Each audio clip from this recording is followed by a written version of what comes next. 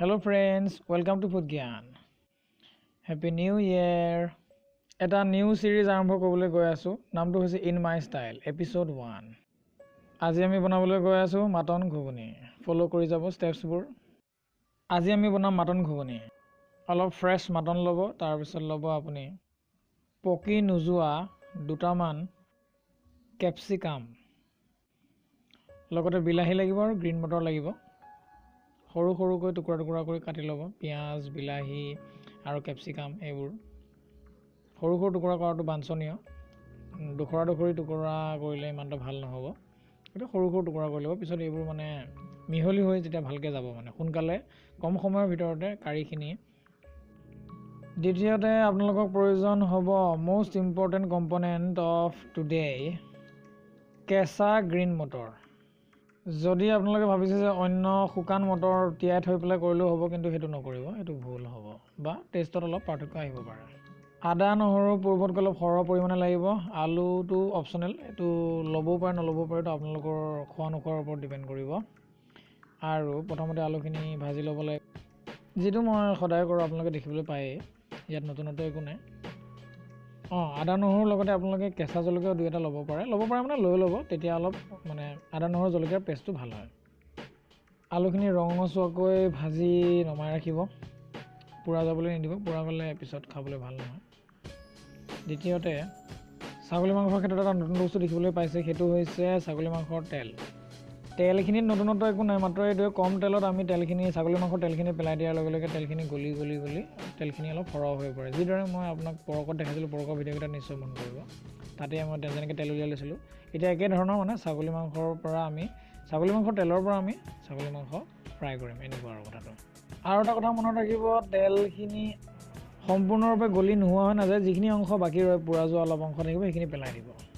আদা নহৰু জলকীয়া এইখিনি পিচি লোৱাৰ পিছত দ্বিতীয়তে মই কি কৰিছোঁ আপোনালোকে দেখিবলৈ পাইছে, কেঁচা মাংসখিনিৰ ওপৰতে হালধি, নিমখ, জিৰা এইবোৰ দি লৈ, আৰু ধৰক ৰেড চিলি দিছোঁ, এইবোৰ দি লৈ মাংসখিনি সনা পুটুকা কৰি ল'ব লাগিব, অৰ্থাৎ সানি ল'ব লাগিব।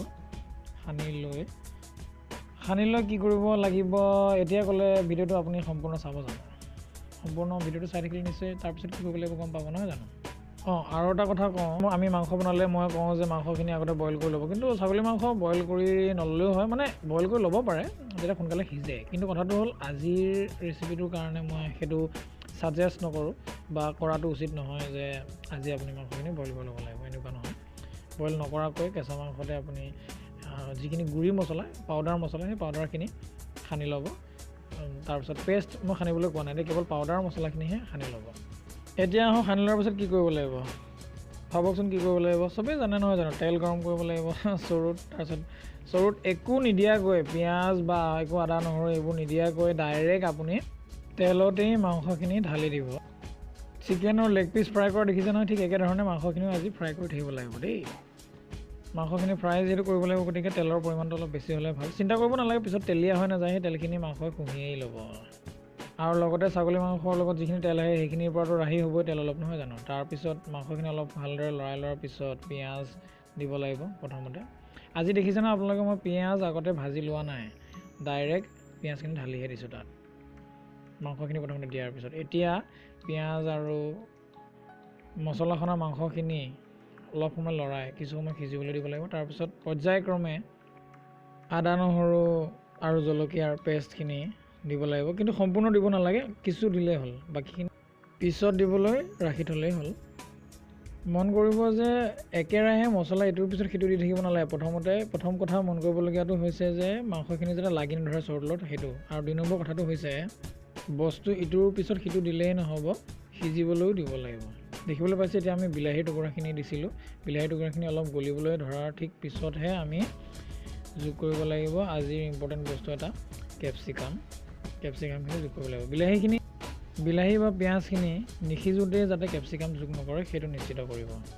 ইয়াৰ পিছত পৰ্যায়ক্ৰমে লাহে লাহে তেলত মাংসখিনিৰ সৈতে মছলাখিনি সিজিবলৈ আৰম্ভ কৰিব, আৰু কেপচিকাম বা অন্যান্য কম্পনেণ্টছসমূহো গলি যাবলৈ আৰম্ভ কৰিব।